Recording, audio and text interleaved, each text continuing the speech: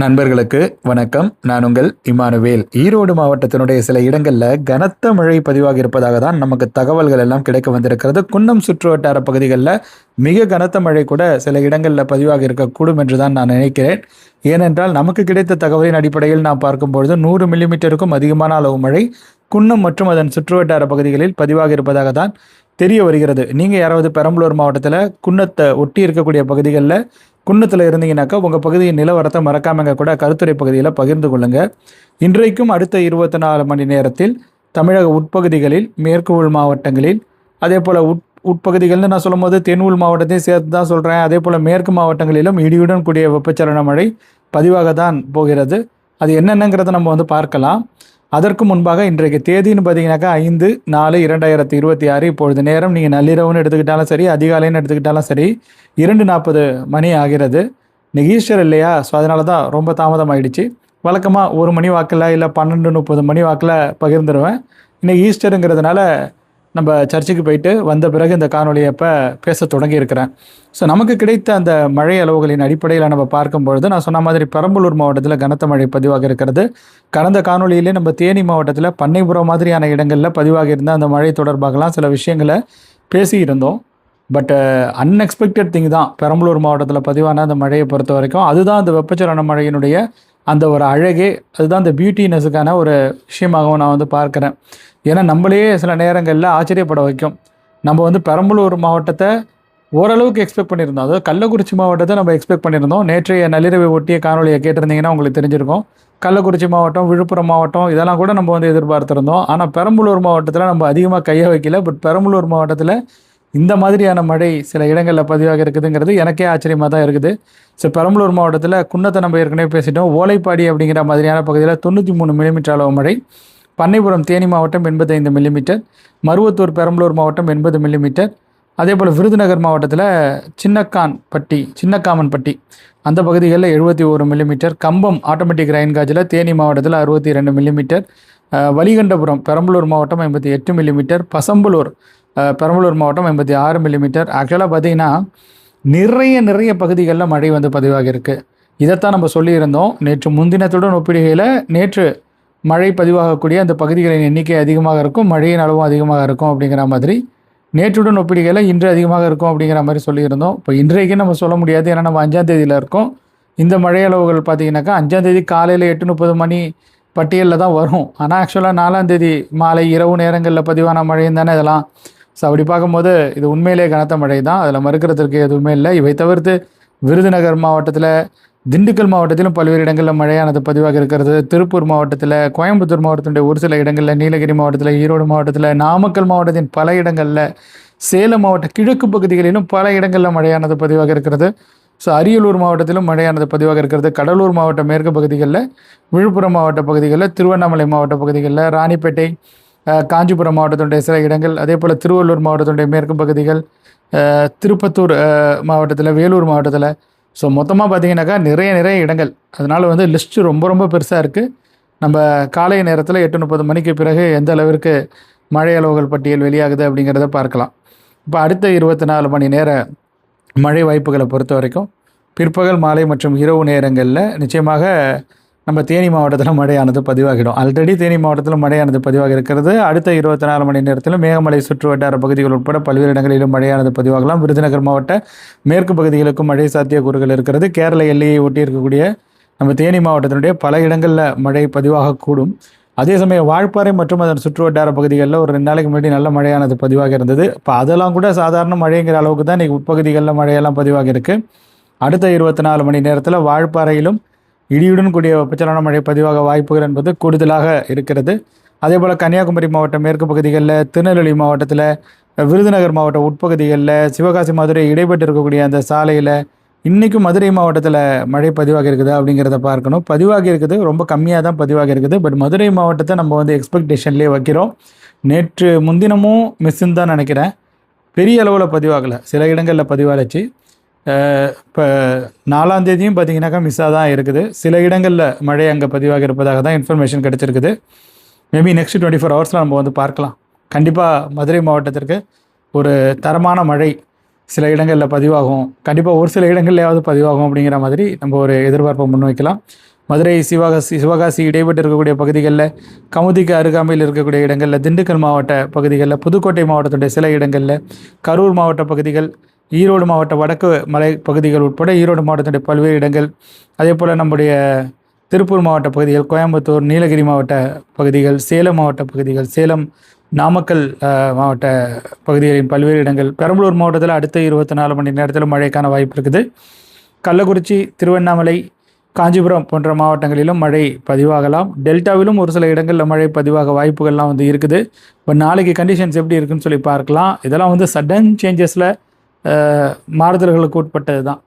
ஏன்னா திடீர்னு அந்த நேரத்தில் கண்டிஷன்ஸ் எப்படி இருக்குது, இல்லை நேற்றைய சூழல் எப்படி இருந்தது, அதாவது 4ஆம் தேதி மாலை மற்றும் இரவு நேரத்தில் அங்கே எப்படி இருந்தது, 5ஆம் தேதி அதிகாலை நேரத்தில் அங்கே கிளைமேட் எப்படி இருந்தது, இது எல்லாத்தையும் சார்ந்தது தான் அடுத்த 24 மணி நேரம் மழை வாய்ப்புகள் என்பது. ஸோ கொஞ்சம் அந்த டிஃப்ரென்ஸ் இருக்கிற பட்சத்தில் கூட இந்த மழைக்கான வாய்ப்புகளில் மாறுதல்கள்லாம் வந்து இருக்கும்.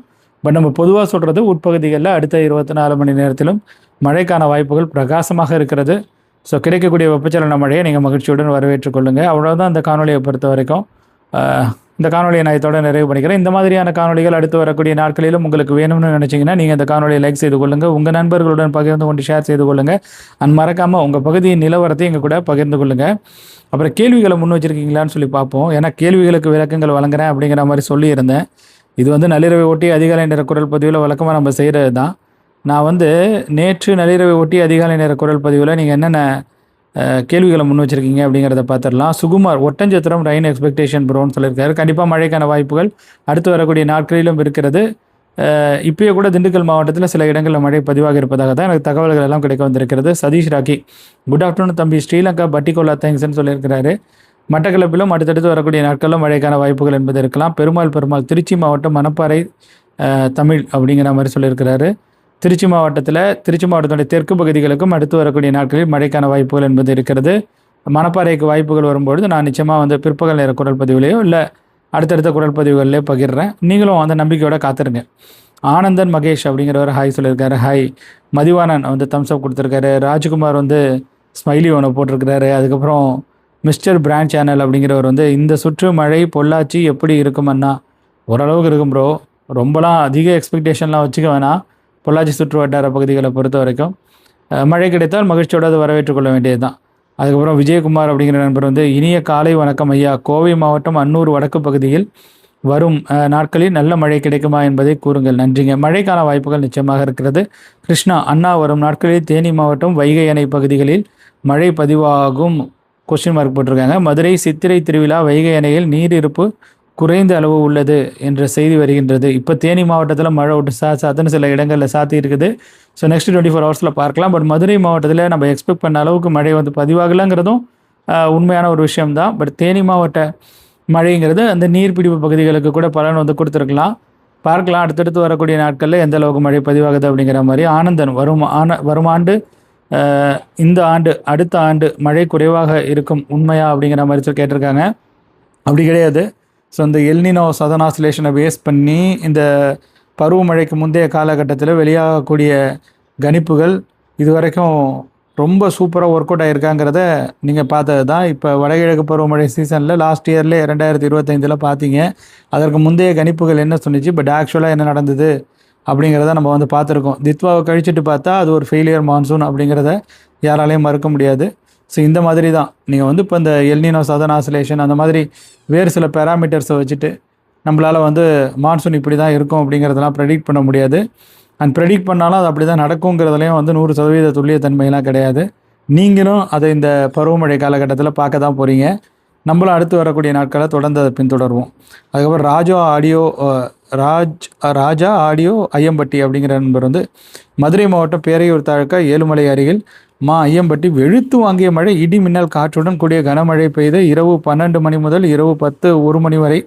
தேதி இரவு 4ஆம் தேதி மாலை 3:30 முதல் 4:30 வரை காற்றுடன் கூடிய மழை வெளுத்து வாங்கியது.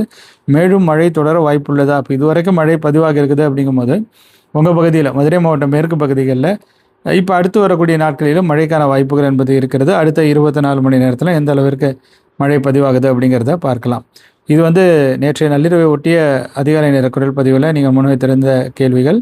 அதுக்கப்புறம் இன்று சில மணி நேரங்களுக்கு முன்பாக, இன்றுன்னு கிடையாது, சில மணி நேரங்களுக்கு முன்பாக நேற்று இரவு தான் அது அந்த நேரத்தில் ஒரு நிகழ்நேர தகவல்களை நான் வந்து உங்கள் கூட ஷேர் பண்ணியிருந்தேன். அதில் பார்த்தீங்கன்னாக்கா ராஜேந்திரன் பெருமான் டிபிஐ ரெயின் வருமா, தருமபுரி டிஸ்ட்ரிக்ட் தான் வந்து கேட்குறாரு. வாய்ப்புகள் வந்து இருக்குது, அதற்காக நீங்கள் வந்து காத்துருங்க. அதுக்கப்புறம் டி கிருஷ்ணன், அது அடுத்து வரக்கூடிய நாட்களில் வாய்ப்புகள் இருக்குது. T Krishnan Tiruttani heavy rain bro அப்படிங்கிறத நமக்கு தெரியப்படுத்திருக்கிறார். நன்றி உங்களுடைய தெரியப்படுத்தலுக்கு. நீங்கள் தொடர்ந்து இணைந்திருங்க.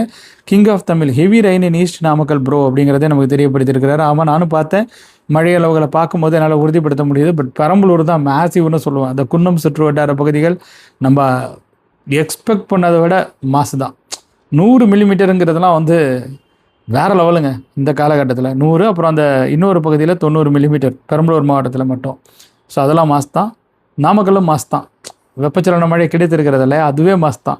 அதுக்கப்புறம் சபரிநாதன் அப்படிங்கிற அந்த நண்பர் வந்து சேலம் வீராணம் 1 சென்டிமீட்டர் அப்படிங்கிறத நமக்கு தெரியப்படுத்திருக்கிறேன். நன்றி உங்களுடைய தெரியப்படுத்தலுக்கு. தொடர்ந்து நீங்கள் இணைந்திருங்க. மதிவானன்ஜி தம்சம் கொடுத்துருக்காங்க, நன்றி.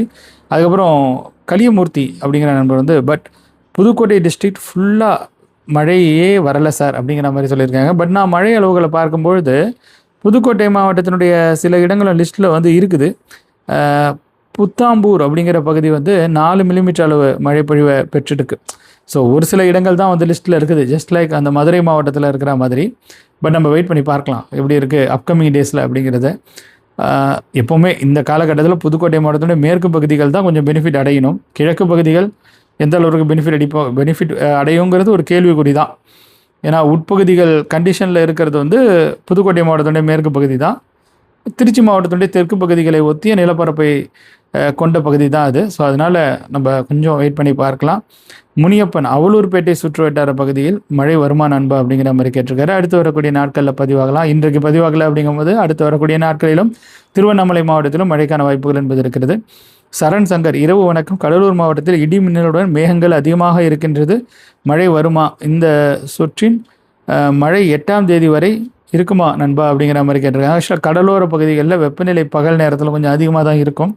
அதே சமயம் அந்த மாலை மற்றும் இரவு நேரங்களில் உட்பகுதிகளில் வெப்பச்சலன மழையானது பதிவாகும்.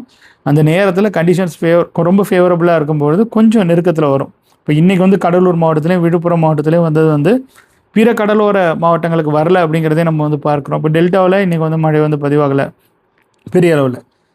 அதே போல் வேறு கடலோர பகுதிகளில் பெரிய அளவுக்கு மழை வந்து பதிவாகலை. பட் உங்களுக்கு கடலூர் மற்றும் விழுப்புரம் மாவட்டத்தில் மழையானது பதிவாக இருக்கிறது. அது மகிழ்ச்சி அளிக்கக்கூடிய விஷயம்தான்.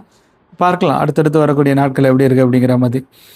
ரவிச்சந்திரன், திருவாரூர் மாவட்டத்தில் நாளை மழைக்கு வாய்ப்பு உள்ளதா அப்படிங்கிற மாதிரி வந்து கேட்டிருக்கிறாரு. ஆமாம், நாளைக்கு வந்து கொஞ்சம் கண்டிஷன்ஸ் ஃபேவரபுளாக இருக்கிற மாதிரி இருக்குது. பட் வெப்பச்சலன மழையை பற்றி உங்களுக்கு தெரியாதது கிடையாது. மழை மேகங்கள் நகர்ந்து வரும், அது எந்த இடத்துல வருதோ அந்த இடத்துக்கு மழை பொழிவை வந்து கொடுக்கும்.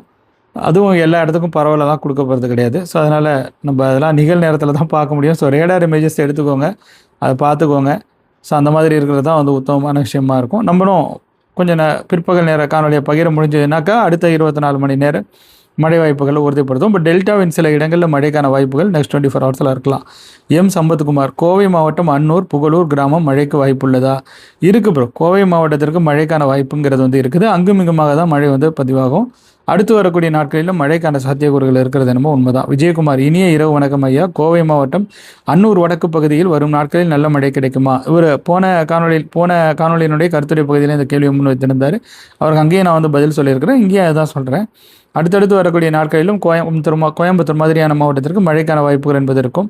முத்தீஸ்வரன், மதுரையில் மழையே இல்லை ப்ரோ அப்படிங்கிற மாதிரி சொல்லியிருக்காரு. வருத்தத்துக்குரிய ஒரு விஷயம் தான், உண்மைதான். அதையே நான் அந்த காணொலியில் எக்ஸ்பிளைன் பண்ணியிருக்கேன். பார்க்கலாம் அப்கமிங் டேஸ் எப்படி ஹெல்ப்ஃபுல்லாக இருக்குது அப்படிங்கிற மாதிரி. ராஜா ஆடியோ எஸ்எம், ஐயம்பட்டி, மதுரை மாவட்டம் பேரையூர் தாலுக்கா ஏழுமலை அருகில் ஐயம்பட்டி வெளுத்து வாங்கிய மழை. ஓ, இது அங்கேயும் சொல்லியிருந்தாங்களோ? ஓகே. அப்புறம் சுப்பிரமணி, திருவண்ணாமலை மாவட்டம் பரவலாக கனமழை பெய்தது மாலை 3 to 4 மணி அளவில் அப்படிங்கிறத நமக்கு தெரியப்படுத்தியிருக்கிறாரு. ஆமாம், திருவண்ணாமலை மாவட்டத்தின் பல்வேறு இடங்களிலும் மழையானது பதிவாக இருக்கிறது. அதே என்னால் அந்த மழை அளவுகள் பட்டியலை கொண்டு உறுதிப்படுத்த முடியுது. ஸோ அவ்வளோதான். ஸோ இப்படி தான் இருக்குது வானிலை. இதோட இந்த காணொலியை நான் நிறைவு பண்ணிக்கிறேன். நன்றி, வணக்கம். மீண்டும் உங்களை அடுத்த காணொலியில் சந்திக்கிறேன்.